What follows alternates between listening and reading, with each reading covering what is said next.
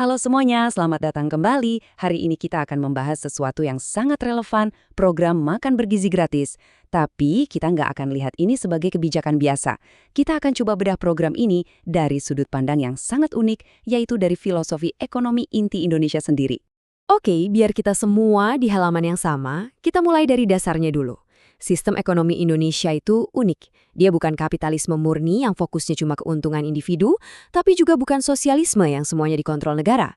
Ekonomi Pancasila itu mencoba jadi semacam jalan ketiga, mencari keseimbangan antara kepentingan pribadi dan kepentingan kita bersama sebagai satu bangsa. Nah, ini dia peta jalan kita.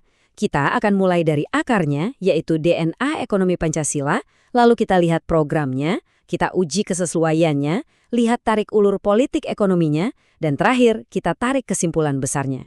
Oke, kita masuk ke bagian pertama. Kenapa sih kita harus mulai dari sini? Karena untuk bisa menilai kebijakan sebesar ini di Indonesia, kita benar-benar harus paham dulu DNA atau filosofi dasar yang jadi landasannya. Jadi, apa itu sistem ekonomi Pancasila? Atau yang sering disingkat SEP. Intinya ini adalah sebuah sistem yang nggak mau ada pendekatan yang menang ambil semua. Tujuannya itu harmoni. Gimana caranya kepentingan saya sebagai individu bisa sejalan dengan kepentingan kita semua sebagai masyarakat. Dan jantung dari semua ini adalah satu kata, kekeluargaan. Coba deh bayangkan, sebuah negara itu seperti keluarga besar. Di dalam keluarga kan tujuannya bukan siapa yang paling untung, tapi gimana caranya semua anggota keluarga bisa sejahtera. Nah, semangat itulah yang mau dibawa. Landasan filosofisnya itu begini. SEP melihat manusia Indonesia itu punya dua sisi. Ya, kita ini individu yang punya kebutuhan pribadi. Tapi kita juga makhluk sosial yang nggak bisa hidup tanpa orang lain. Makanya, nilai-nilai seperti kebersamaan dan gotong royong itu jadi pusatnya, di mana kerjasama dianggap lebih utama daripada kompetisi semata. Oke, dengan pemahaman filosofi tadi, sekarang mari kita lihat program spesifik yang akan kita bedah hari ini. Programnya sendiri, konsepnya sangat lugas ya. Tujuannya adalah memastikan anak-anak sekolah kita mendapatkan asupan gizi yang cukup, supaya mereka bisa belajar dan bertumbuh dengan maksimal. Sederhana tapi penting. Kalau dari kacamata ekonomi, ini bukan cuma soal memberi makan, ini adalah investasi jangka panjang. Dengan gizi yang lebih baik, kita berharap kualitas SDM kita di masa depan akan meningkat, yang pada akhirnya akan mendorong pertumbuhan ekonomi negara, sekaligus tentu saja meringankan beban keluarga sehari-hari. Nah, kalau dari sisi sosial, tujuannya terasa lebih mendesak. Kita bicara soal memerangi masalah nyata seperti malnutrisi dan stunting. Ini juga soal keadilan memberikan kesempatan yang sama bagi setiap anak. Dan yang tidak kalah penting, ini adalah cara negara menunjukkan bahwa, hey, kami hadir dan kami peduli. Oke, sekarang kita sampai di titik krusialnya. Pertanyaannya adalah, apakah program yang sangat praktis ini benar-benar nyambung dengan filosofi luhur Pancasila yang tadi kita bahas? Ini adalah ujiannya.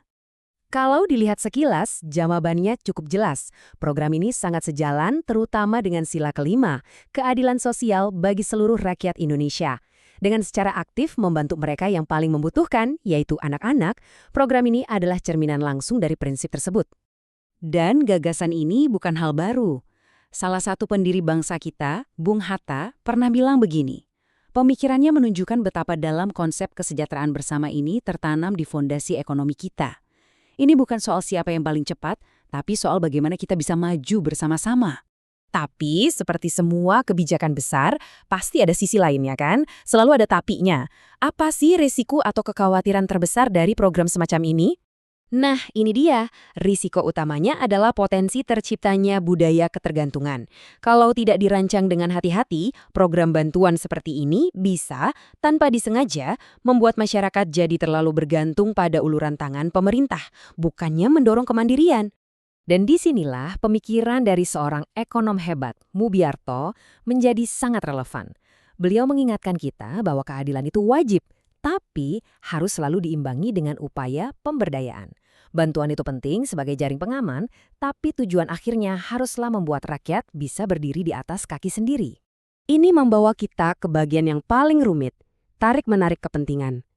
Setiap program berskala besar pasti melibatkan berbagai pihak, masing-masing dengan keuntungan dan bebannya sendiri.